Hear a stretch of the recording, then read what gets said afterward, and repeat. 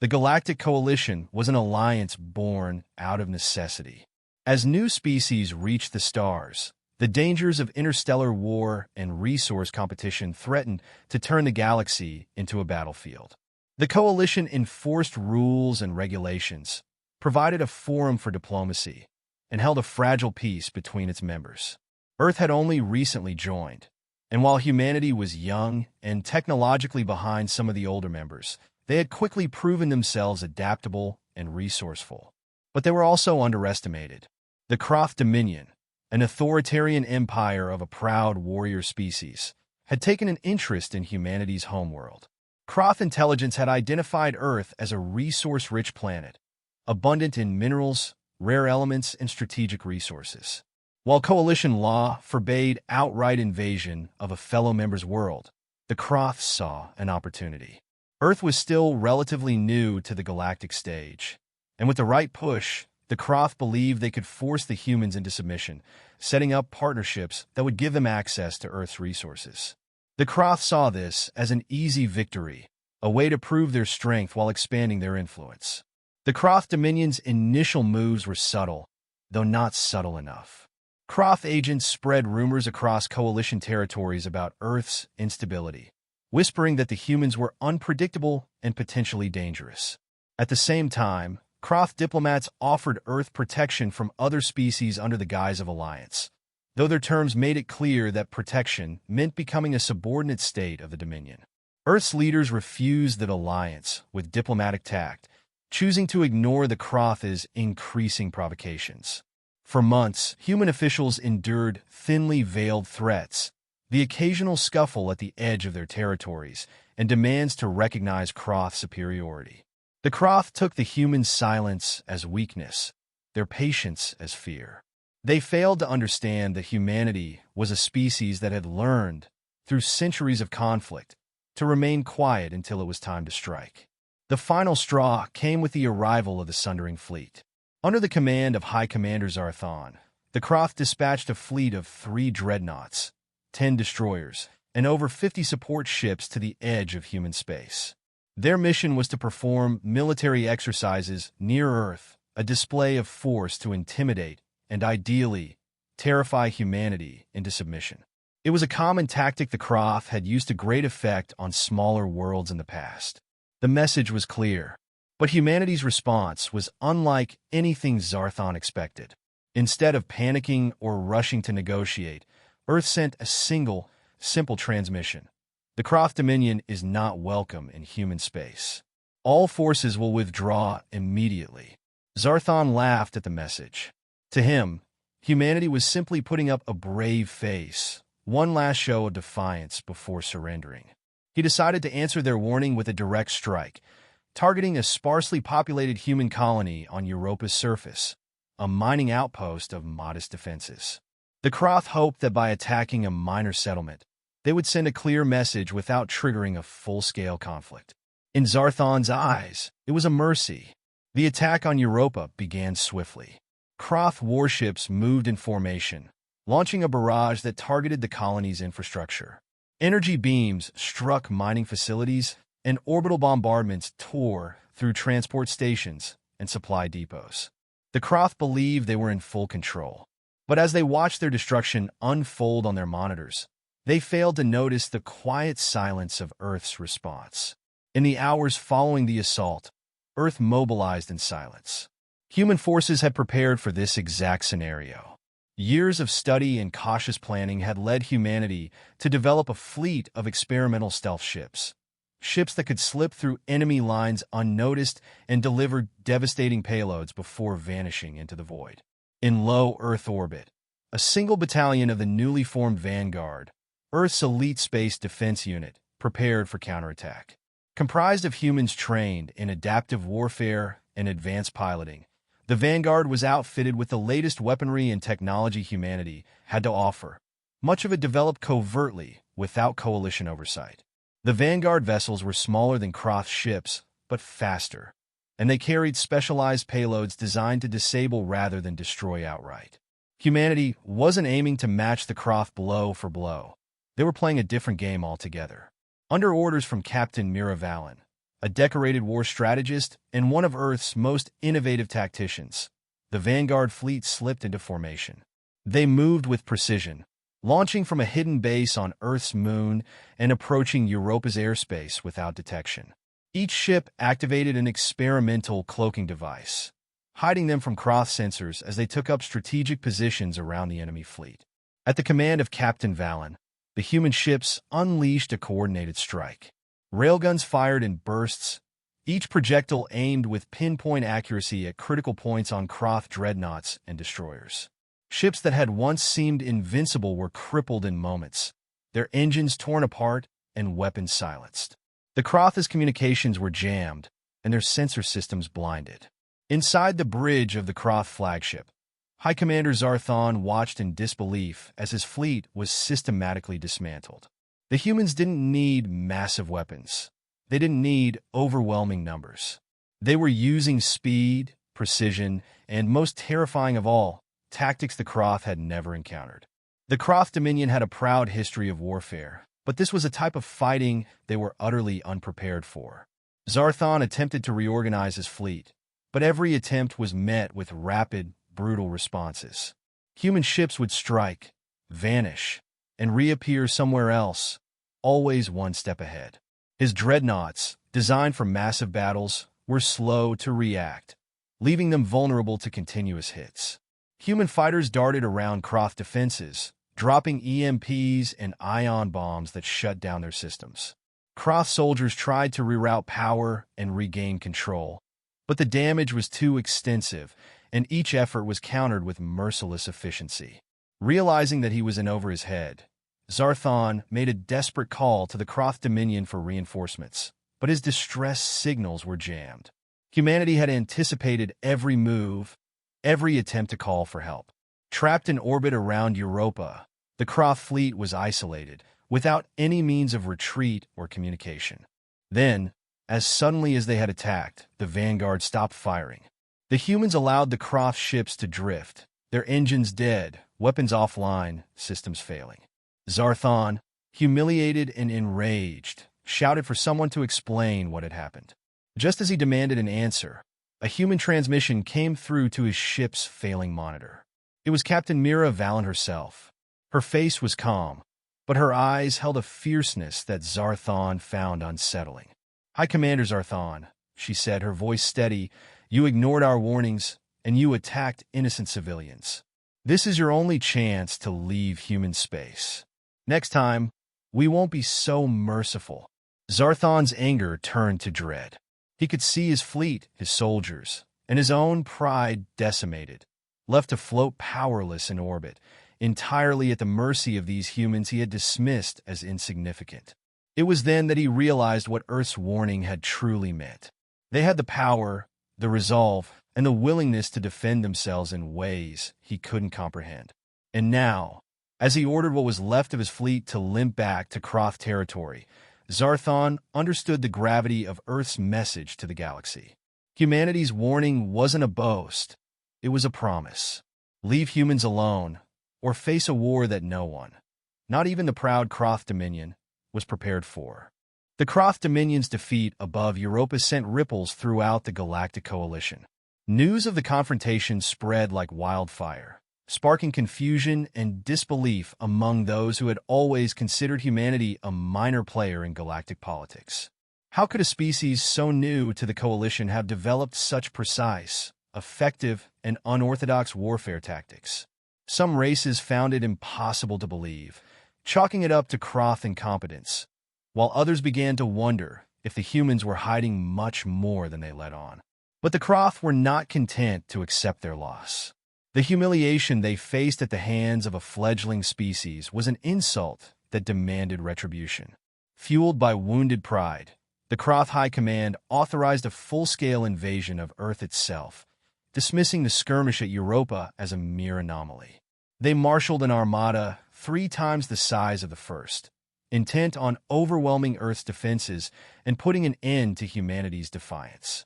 Within days, the Kroth fleet arrived in Earth's orbit, a dark mass of warships that filled the skies and blotted out the stars.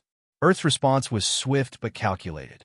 Civilian evacuation protocols were enacted in cities across the globe, drawing on years of drills and contingency plans for the unlikely event of an extraterrestrial attack.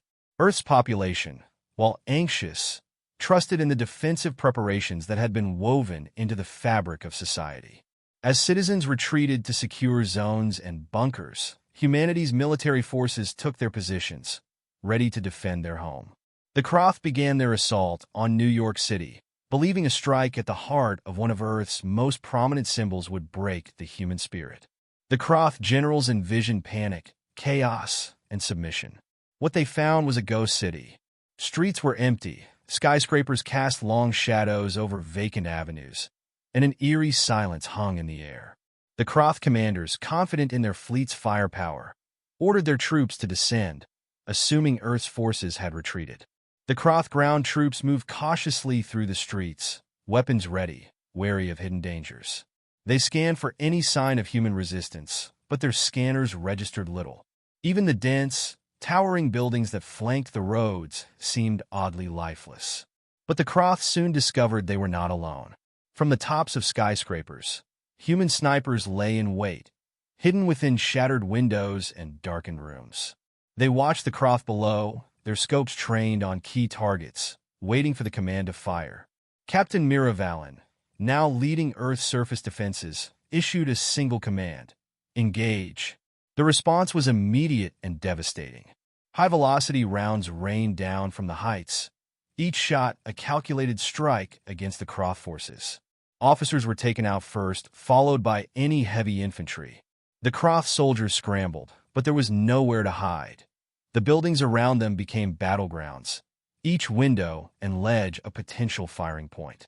Human sharpshooters moved seamlessly through the buildings, disappearing and reappearing, keeping the Croth disoriented and pinned down. Enraged and desperate, Croth commanders ordered their soldiers to enter the buildings and flush out the resistance. But they quickly found that the city itself was a maze of traps. As Croth forces breached the entrances of skyscrapers, they triggered motion sensor explosives placed throughout the structures. Stairwells collapsed, corridors were filled with smoke, and remote-controlled charges detonated, cutting off escape routes and leaving Croth soldiers trapped within the very buildings they had hoped to secure. The Croth called in armored support, dispatching combat vehicles and drones to secure the streets. But Earth's forces had anticipated this move as well. Underground tunnels and subway lines had been converted into makeshift bunkers and ambush points.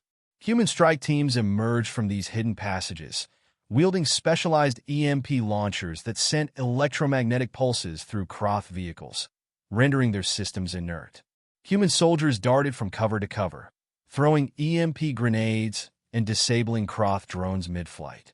Vehicles that were supposed to bring destruction to the city became lifeless hulks, scattered across intersections and blocking Croth reinforcements. With no air support in such a tight urban environment and their ground units unable to gain a foothold, the Croth forces found themselves bogged down, their advanced technology rendered useless by Earth's unconventional tactics. High above the chaos, the Croth command ships struggled to make sense of the reports pouring in. The invasion was turning into a quagmire, and they had no means to accurately assess the extent of the resistance. Every attempt to establish forward bases was met with fierce opposition, as if the humans knew their every move. What the Croth hadn't realized was that Earth's intelligence network was actively monitoring every Croth transmission, intercepting and deciphering their communications to anticipate their strategies. With each intercepted order, the human forces adapted, staying one step ahead. In the heart of the city, a group of elite Croth soldiers, handpicked for their combat prowess, attempted to storm a central government building they believed to be an Earth command post. But the building, too, had been rigged. As they forced their way through barricades, hidden defense turrets emerged from walls, targeting them with deadly accuracy. Human soldiers, dressed in tactical exosuits that enhanced their strength and agility, engaged the Croth elites in brutal hand-to-hand combat, countering Croth's strength with precision strikes and superior coordination. In the chaos, Commander Gorlak, one of the Croth's most decorated officers, realized that this was no ordinary battle. The humans fought as if every building, every street, was part of a larger, meticulously laid-out plan. His forces were being dismantled, trapped, and isolated in pockets across the city. But Gorlak was too proud to admit defeat. He ordered a full-scale bombardment of the city center, hoping to level the battlefield by sheer force. As Kroth's ships began firing from above, humanity's last line of defense came into play. Anti-aircraft batteries, concealed within the framework of skyscrapers, activated, unleashing waves of missiles that shot up through the air, tearing into Kroth's ships with deadly accuracy. The explosions above rained debris down onto the city, but human forces, entrenched in secure underground bunkers and tunnels, remained untouched. Gorlak, watching from his command post, realized too late that every move he made had been anticipated. His troops were dwindling, his air support was crippled, and his command structure was in shambles. In a final act of desperation, he ordered his remaining forces to retreat, but Earth's forces were relentless. As the Kroth tried to regroup, human strike teams cut off their escape routes, isolating them and eliminating the survivors with ruthless efficiency. By the end of the day, the Kroth presence in New York had been annihilated. The once mighty Kroth legions were reduced to shattered units, and their commanders were left questioning everything they thought they knew about Earth. Gorlak himself was taken captive, forced to witness the extent of his failure as he was led through the ruins of his own broken army. Captain Mira Valen stood before him, her uniform marred by the day's battles, but her stance unwavering. Gorlak met her gaze with a mixture of anger and grudging respect. He demanded to know why humanity had not surrendered in the face of overwhelming force, why they had dared to stand against a power so much greater than them.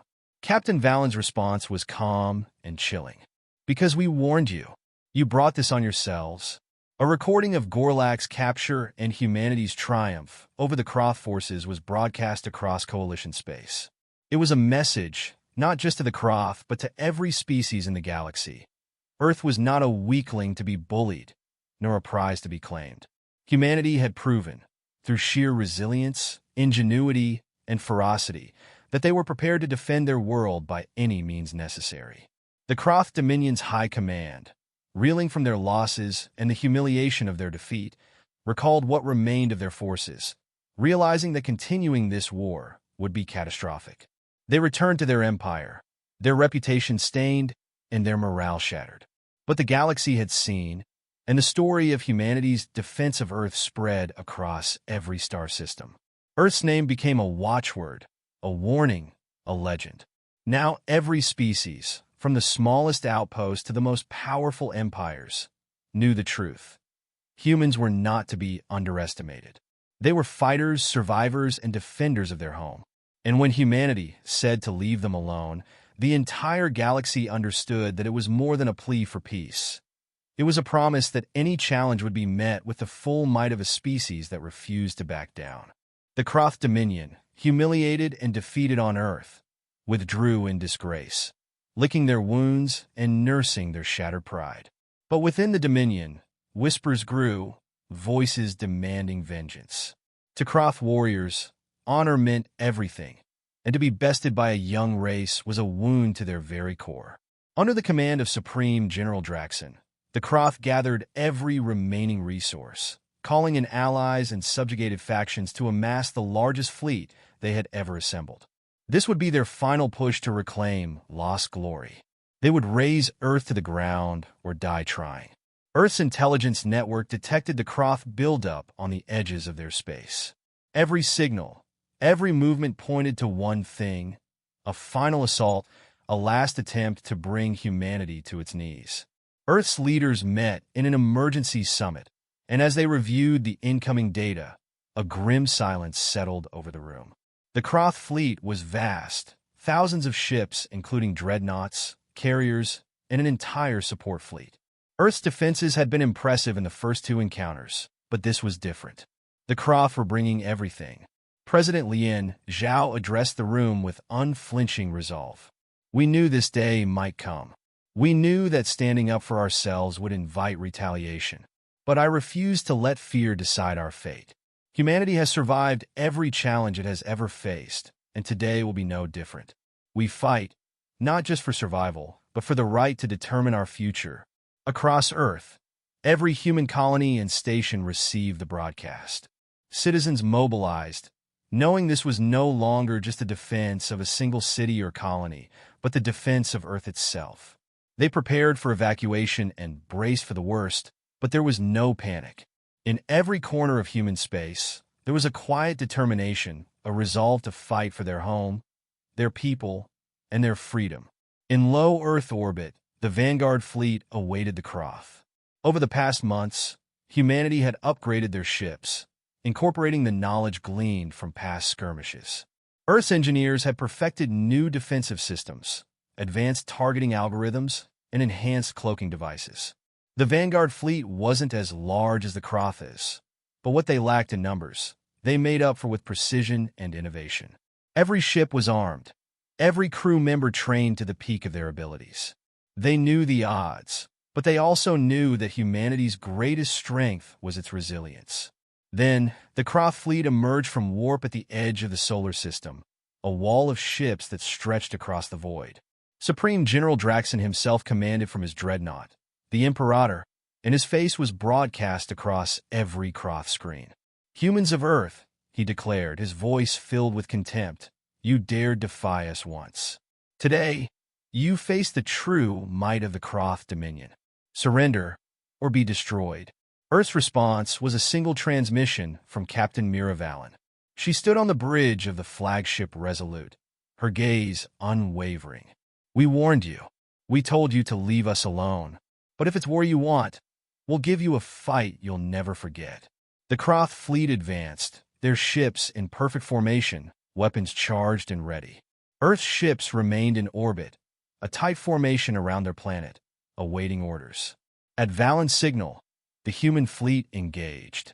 The battle that followed would go down in history as one of the most intense and brutal conflicts the galaxy had ever seen. The first phase of the battle was a test of strategies. The Croth charged in full force, relying on their numbers and firepower, while humanity held its defensive position, employing cloaked drones and precision strikes to disrupt the Croth's advance. Small, agile Earth fighters darted through the chaos, firing EMP bursts that disabled entire lines of Croth vessels, leaving them defenseless as larger Earth warships moved in to dismantle them. The Croth, and used to such adaptive and decentralized tactics, struggled to keep up. Seeing his forces falter, Supreme General Draxon ordered a full-scale bombardment, aiming directly at Earth. Hundreds of Croth ships converged, planning to overwhelm Earth's orbital defenses and rain destruction on the planet below. But as they closed in, the humans revealed their next surprise. Hidden within Earth's atmosphere were massive defense platforms armed with railguns, energy shields, and a network of missiles that had been hidden from view. As the Croth ships broke into the atmosphere, they were met with a barrage of fire from these platforms, each one calibrated to target weak points in the Croth vessels. Entire squadrons were annihilated as missiles tore through their ranks, railgun rounds piercing even the most heavily armored ships. The platforms held back the onslaught, and Draxon's forces were forced to pull back. But the Croth weren't finished. Draxon, seething, ordered a new strategy. Deploying a fleet of smaller, agile bombers, he targeted the platforms themselves, aiming to weaken Earth's last layer of defense. One by one, the platforms took damage, and human forces scrambled to protect them. Knowing they could not lose this line of defense, Captain Valen ordered her remaining ships to intercept, and the humans fought with renewed ferocity, repelling the bombers in close-quarters dogfights that left the skies littered with debris. As the battle raged on, the Croth dreadnought Imperator moved into range. Draxon, determined to end the fight once and for all, prepared to fire the dreadnought's superweapon, a massive ion cannon capable of devastating a planet's surface. But before he could issue the command, a human fighter squadron launched a daring assault, weaving through the dreadnought's defenses to target its cannon. The Croth scrambled to defend their flagship, but the human fighters were relentless, risking everything to disable the weapon. Inside the Imperator, chaos erupted as the human strike team breached the ship. Led by Commander Ethan Reyes, an Earth Special Forces operative. The team fought through the corridors of the Croth dreadnought, cutting through resistance as they advanced toward the bridge. Reyes and his team moved with precision, using advanced tech and guerrilla tactics that left the Croth disoriented. When Reyes reached the bridge, Draxon stood waiting, his expression a mix of fury and pride. In a battle of honor, he challenged Reyes directly, and the two engaged in a brutal fight. Draxon, with his towering Croth physique and years of combat experience, was a formidable opponent, but Reyes used agility and calculated strikes to wear him down. Finally, with a swift, decisive move, Reyes disarmed Draxon, holding him at bay as his team secured control of the bridge. With the bridge under human control, Reyes ordered the Imperator's power systems to shut down, effectively neutralizing the heart of the Croth fleet. Across the battlefield, the remaining Croth ships, now leaderless and disorganized, faltered as Earth's forces pressed their advantage. One by one, the Croth ships were disabled or destroyed until the once mighty fleet lay in ruins, floating lifelessly in orbit. The few Croth ships that remained fled, abandoning the battle and retreating to the edge of human space. Supreme General Draxon, defeated and bound, was taken into human custody. As the smoke cleared, humanity looked out over their victory, their losses, and their home, still standing. Earth's forces had defied impossible odds and won. And the galaxy took notice. In the weeks that followed, word of the Croth's defeat spread through the Coalition. The Coalition Council, watching from afar, realized they could no longer dismiss humanity. They saw that Earth was not a weak, naive newcomer, but a force with a strength and will unmatched by any in the galaxy. The Council issued a statement, recognizing humanity's sovereignty and declaring Earth under Coalition protection, an unprecedented gesture of respect and acknowledgement. Back on Earth, a celebration erupted, but the victory was bittersweet.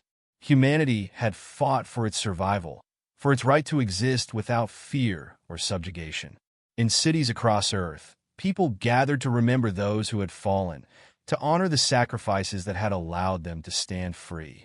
A memorial was erected in the heart of New York City, a towering statue that bore the names of every soldier and civilian who had defended Earth.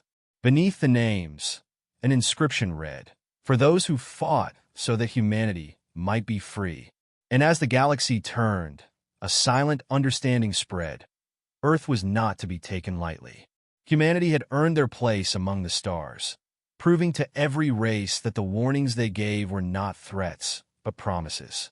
Humanity would defend itself, its people, and its world with unmatched ferocity.